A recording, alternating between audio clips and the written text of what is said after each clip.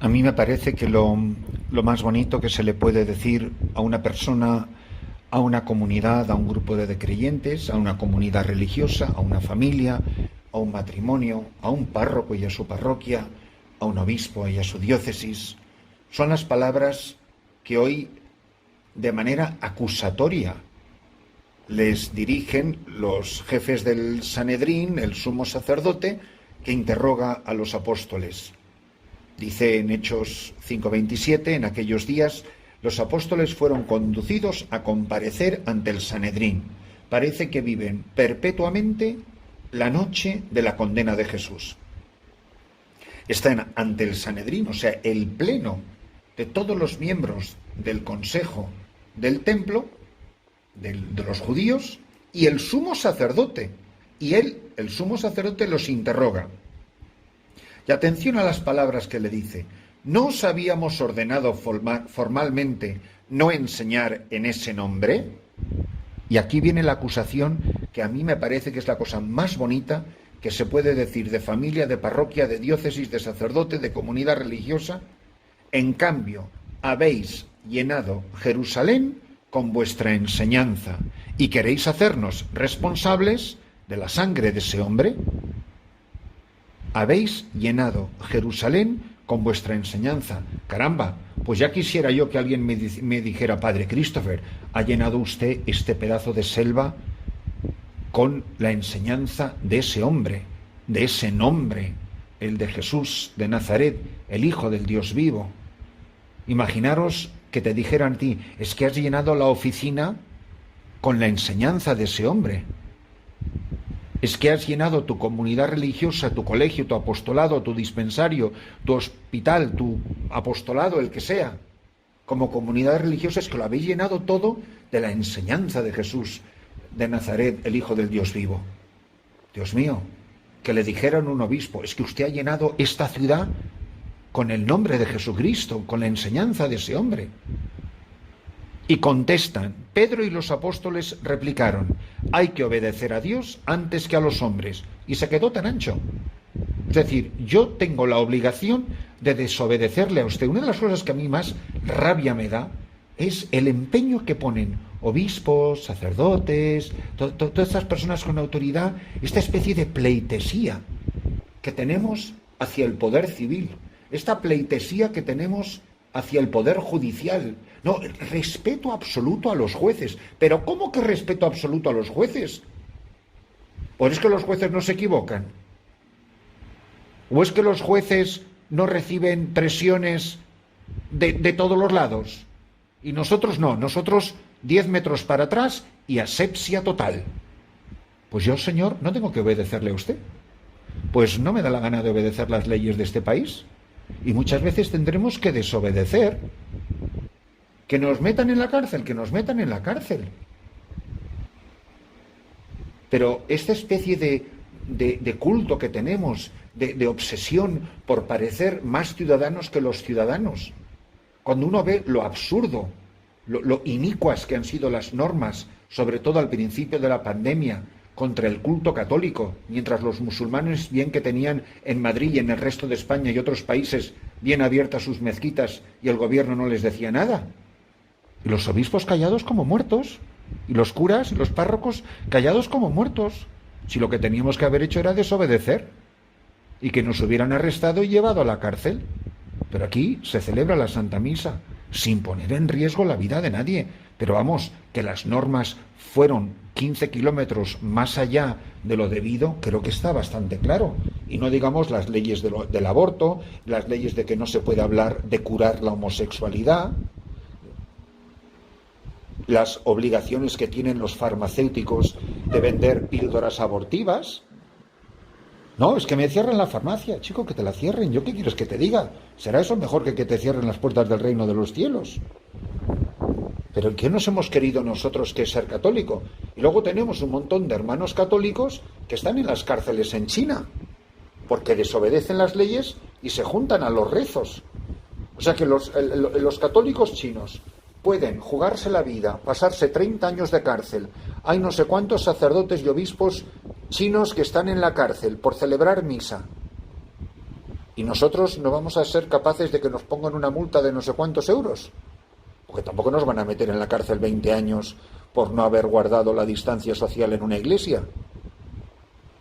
Pues ahí tenéis la frase, cada uno que la interprete como quiera, hay que obedecer a Dios antes que a los hombres. O sea, cuando yo tenga que elegir entre obedecer sus normas civiles, eclesiásticas o de las que sean, si es contra Dios, tengo que desobedecer.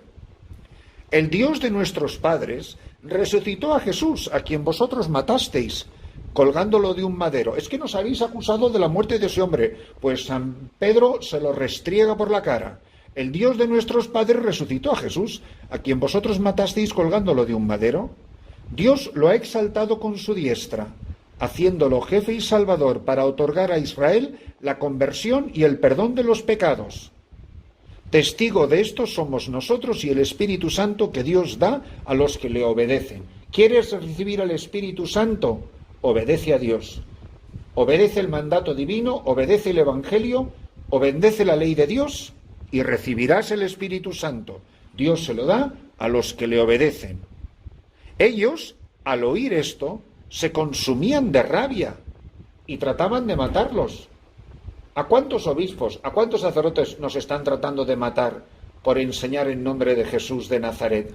Y por defender la ley de la Iglesia, y por defender la ley natural, y por defender la ley de Dios en nuestras escuelas, en nuestros colegios, en nuestras plazas públicas. ¿De qué predican los obispos en las catedrales los domingos? ¿De qué predicamos los párrocos a nuestras gentes? ¿Estamos dispuestos a arriesgarnos todo lo que sea necesario con tal de defender el nombre de Cristo y llenar Jerusalén? Cada uno tendrá que saber cuál es su Jerusalén. Para uno será su parroquia, otro su comunidad religiosa, otra su familia, su matrimonio, su barrio, su oficina, su fábrica o su tienda. Cada uno sabrá qué es Jerusalén para ti. En el pasaje evangélico que nos propone hoy la palabra, en Juan 3:31, insiste en el discurso de Jesús a Nicodemo. El que viene de lo alto está por encima de todos. El que es de la tierra y habla de la tierra. El que viene del cielo está por encima de todos. De lo que ha visto y ha oído da testimonio, y nadie acepta su testimonio.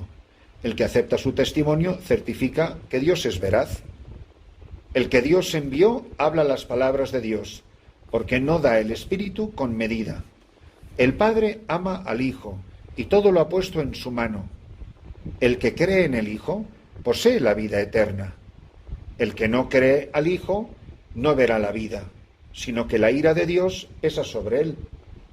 Nosotros, con esta especie de espíritu pan religioso y de espíritu democrático, viva la fraternidad universal y todos esos disparates de los que se habla hoy en día, a mí me gustaría saber, cuando esa gente que está propugnando la fraternidad universal lee esto, yo no sé qué concluirá. El que Dios envió habla las palabras de Dios, porque no da el Espíritu con medida. El Padre ama al Hijo y todo lo ha puesto en su mano. Y atención, el que cree en el Hijo posee la vida eterna. O estáis conmigo o estáis contra mí. Nosotros no podemos juzgar particularmente de nadie, pero una persona a quien se le ha anunciado suficientemente, con suficientes garantías, se le ha anunciado a Jesucristo y lo rechaza, no verá la vida eterna. O sea, ¿qué es lo que es tan difícil de entender? El que cree en el Hijo posee la vida eterna, y el que no crea al Hijo no verá la vida, sino que la ira de Dios pesa sobre él. Yo lo que ruego es que nadie esté en desacuerdo conmigo, no porque yo sea nada. Por favor, si están de acuerdo o en desacuerdo, estén de acuerdo o en desacuerdo con el Santo Evangelio. Yo puedo entender perfectamente que a la gente no quiera creer lo que dice Jesús. Ahora, por favor, no crucifiquen al mensajero. Yo lo único que hago es leer en voz alta. El que cree en el Hijo posee la vida eterna. Creer con todo lo que significa el acto de fe, de adhesión, de poner en práctica, de practicar las enseñanzas de Jesús, de nutrirse de la palabra de Dios, de alimentarse de los sacramentos, en las prácticas de las buenas obras, todo lo que conlleva ser cristiano en serio.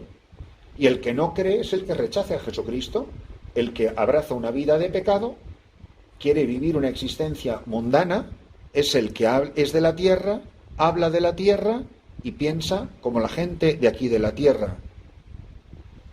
Y cada uno tendrá que elegir en su vida y darse cuenta que o estamos con Jesucristo, y estar con Jesucristo es hacer como los apóstoles, llenar Jerusalén del Evangelio.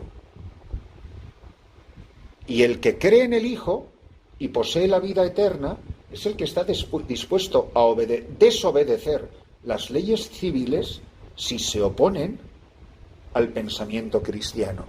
Y hay leyes prácticamente en todos los países de la tierra que son incompatibles con las enseñanzas de la Santa Madre Iglesia Católica.